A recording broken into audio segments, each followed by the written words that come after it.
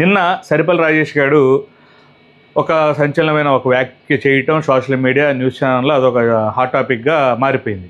అదంతా ఏంటనేది మనకు తెలుసు.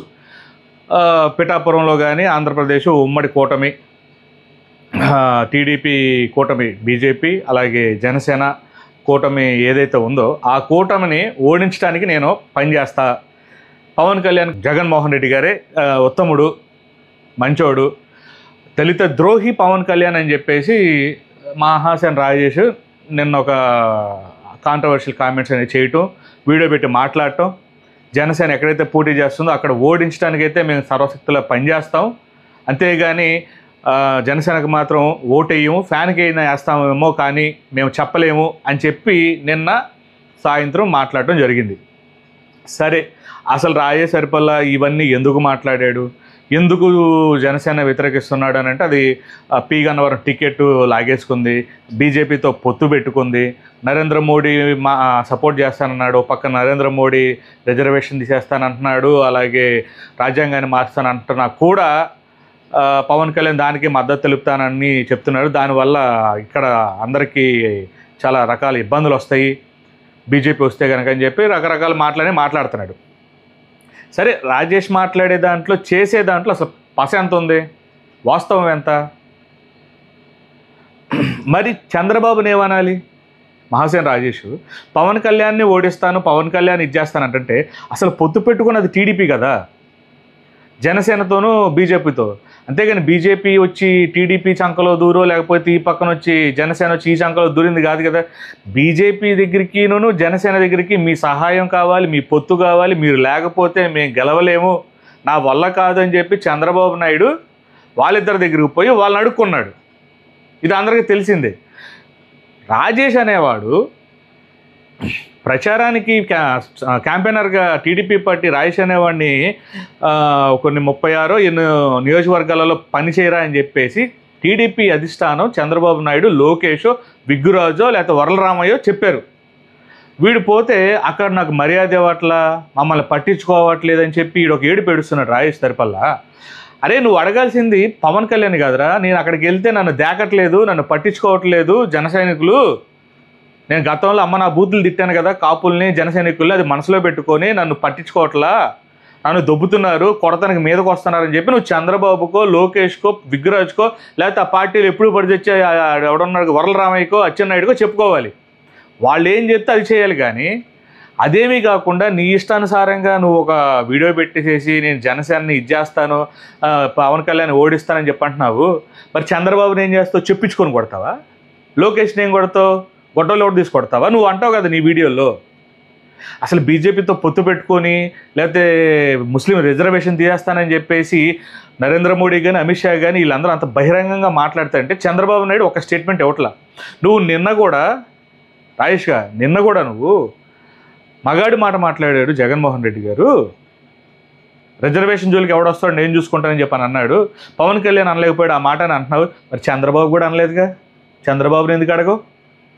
లోకేష్ కూడా అనలేదుగా, లోకేష్ని ఎందుకు అనలేదు? మేము లోకేష్ మనుషులం, మేము లోకేష్ అన్న టీము, లోకేష్ గారి కోసమే పనిచేస్తున్నాం అని చెప్పిన ఎదవ్వి బీజేపీ ఏ పార్టీ అయితే పెట్టుకుంటే ఆ పార్టీతో మేము వ్యతిరేకిస్తాం, కలిసి పనిచేయలేమన్న వెదవ్వి నిన్నగాక మొన్న 100 నియోజకవర్గాలలో అభ్యర్థులు ఉన్నారు, మిగతా 75 నియోజకవర్గాల అభ్యర్థులు లేరు, ఎవరెవరు వస్తారో రండి, మేము సీట్ ఇస్తాము, ఇండిపెండెంట్గా పోటీ చేస్తామని చెప్పిన ఎదవ్వి చంద్రబాబుని అడగచ్చు కదా ఇదే మాట.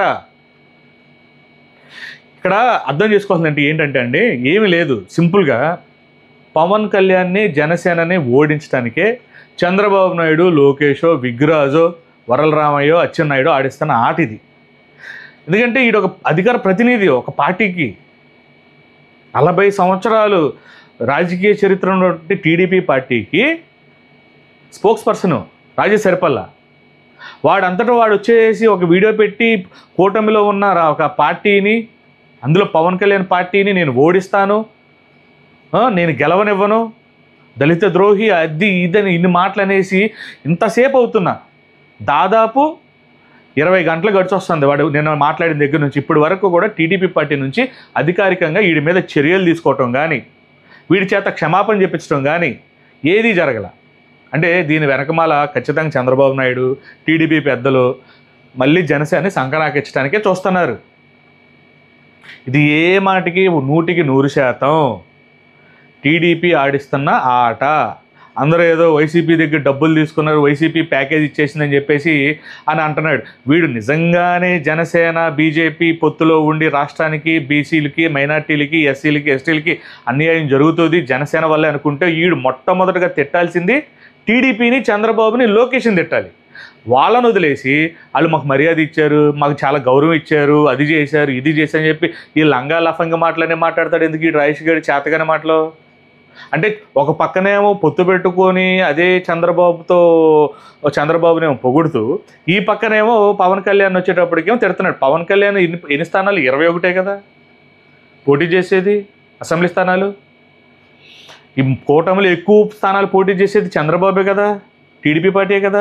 ఒకవేళ కూటమి కనుక గెలిస్తే అప్పుడు ఆ రిజర్వేషన్ తీసేస్తానని చెప్పేసి బీజేపీ కూడా కేంద్రంలో వస్తే కనుక దాన్ని ఇంప్లిమెంట్ చేసేది ఇక్కడ చంద్రబాబు అవుతాడు, కానీ పవన్ కళ్యాణ్ అవ్వడు కదా. ఎవడి వల్ల నష్టం ఉంది రాష్ట్రంలో? చంద్రబాబు వల్ల ఉంది. పవన్ కళ్యాణ్ వల్ల ఏం నష్టం లేదు, ఏమీ లేదు. బొంగు. పవన్ కళ్యాణ్ ఏమైనా గెలిస్తే ఆ ఉన్న వాటిలో 10 గెలుస్తాడు, 5 గెలుస్తాడు, అతను పిఠాపురం సిటీ గెలుస్తాడు లేదు ఎవరికీ తెలియదు. దానికి పవన్ కళ్యాణ్ ఓడిస్తానని చెప్పేసి వీడు డిఫేమ్ చేయటం, జన సైనికుల్లో కానీ అంటే కన్ఫ్యూజ్ తీసుకురావడానికి కారణం ఏంటంటే చంద్రబాబే. ఇదంతా చంద్రబాబు ఆడిస్తున్న పక్కా డ్రామా. చంద్రబాబు రాజకీయాలు ఎవరికి తెలియదు, పక్కనే పెట్టుకుంటాడు, భుజమే చేయి చక్కగా మాట్లాడతాడు, కానీ వాడినే ముంచుతాడు. పక్కనున్న వాళ్ళనే పక్కన పెట్టుకొని పక్కనున్నోడి చేస్తే ముంచే రకం చంద్రబాబు. ఇది పార్టీల సీనియర్లకి రాజకీయం చూసే ప్రతి ఒక్కడికి తెలిసిందే. పాపం అది ఈ జన సైనికులు తెలియక ఇది చేస్తుంది టీడీపీ ఆడుతున్న ఆట ఇది. మీరు ఇటు అంటున్నాడు మేము జనసేనకు ఓటు వేయమని అంటున్నాడు సరిపల్లి రాజేష్. మా దళితుల్లో మాకు లక్షల మంది ఉన్నారు అని చెప్పి ఇడు అంటున్నాడు కదా. వాళ్ళ చేత ఓటు వేయించను, నేను జనసేనకి ఖచ్చితంగా వేయించను, ఫ్యాన్కైనా వేయిస్తాను అంటున్నాడు. మరి టీడీపీ వాళ్ళు, అదే జనసేన వాళ్ళు, జనసేన ఓటర్లు ఎవరైతే ఉంటారో టీడీపీ పోటీ చేసే దగ్గర అక్కడ టీడీపీకి మీరు ఎందుకు ఓటు వేయాలి? మీరు వేస్తారా ఓటు? జనసేనకి మేము ఓటేయమని చెప్పి టీడీపీ కూడా అంటున్నాడు, టీడీపీ అధికార ప్రతినిధి అంటున్నాడు జనసేనకు ఓటు వేయమని. మరి జన సైనికులు ఉన్న నియోజకవర్గాలలో టీడీపీ అభ్యర్థులు పోటీ చేస్తున్న దగ్గర మరి వాళ్ళు ఎందుకు వేయాలి? చూడండి ఈ డ్రామా అంతా చంద్రబాబు చక్కగా ఎలా ఆడిస్తున్నాడో, ఎలా చేస్తున్నాడో. అదే జనసేనలో గతంలో కళ్యాణ్ దిలీప్ శంకర ఒక్క మాట అధిష్టానాన్ని కాదని చెప్పి ఒక మాట మాట్లాడినందుకు వెంటనే సాయంత్రానికి స్టేట్మెంట్, కళ్యాణ్ దిలీప్ శంకరకి జనసేన పార్టీకి ఎటువంటి సంబంధం లేదు, అధిష్టానం నుంచి తీసేస్తున్నాము, పార్టీ నుంచి సస్పెండ్ చేస్తున్నాము అతని మాటలకే మాకు ఎటువంటి సంబంధం లేదని చెప్పేసి ఎంతో మర్యాదపూర్వకంగా చెప్పడం జరిగింది. ఎవడికి విలువలు ఉన్నాయి? టీడీపీ పార్టీకి ఎంత విలువ ఉందో, టీడీపీ చేస్తున్న రచ్చ రాజకీయాలు, పనికిమ్మల దిక్కుమల రాజకీయాలు జన సైనికులు ఒకసారి గమనించండి. మీరు ఇంకా ఆ ముబ్బులోనే ఉంటే సంకనాగిపోవటమే ఈసారి కూడా. కాబట్టి ఇలాంటి వాళ్ళని కొంచెం దూరంగా పెట్టి మీరు పని చేసుకుంటూ పోండి. ఆడి వల్ల 100 ఓట్లు పడతాయో 150 ఓట్లు పడితే ఆడి ఇంట్లో వాళ్ళ ఆవిడ కూడా వేసిద్దో ఏదో కూడా తెలీదు. అంటే వాడిని పట్టించుకోవద్దు. కానీ ఇది పక్కాగా ఆడుతున్నది మాత్రం చంద్రబాబు, టీడీపీలో ఉన్నటువంటి అచ్చెన్నాయుడు, ఎవడో విగ్గురాజు గారు, వీళ్ళు కలిసి ఆడుతున్న ఆట. అంతకుమించి ఏమీ లేదు. కానీ ఇంకా 4 రోజులే ఉంది ఎలక్షన్కి. అందరూ కూడా ఆలోచించి ఓటేయండి. ఏ పార్టీ గెలవబోతుందో అందరికీ తెలుసు.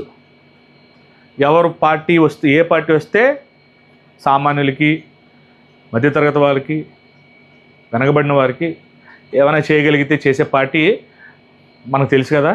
అంతేగాని అవి ఇస్తాం, ఇవి ఇస్తాం, అంత ఇస్తాం, ఎంత ఇస్తాం, ఆడు ఎంత ఇస్తున్నాడు కూడా మేము ఎంత ఇస్తాం చెప్పే లత్తుకోరు పార్టీలకైతే ఓటు వేయొద్దు. లత్తుకోరు పార్టీ వేసి ఇట్లాంటి ఎదవలే జనాల మధ్యలో తిరిగి పనికి మళ్ళీ స్టేట్మెంట్లు ఇస్తారనమాట. నికరం లేని నిలకడ లేని మాటలు. సరేనా? ఉంటాం మరి.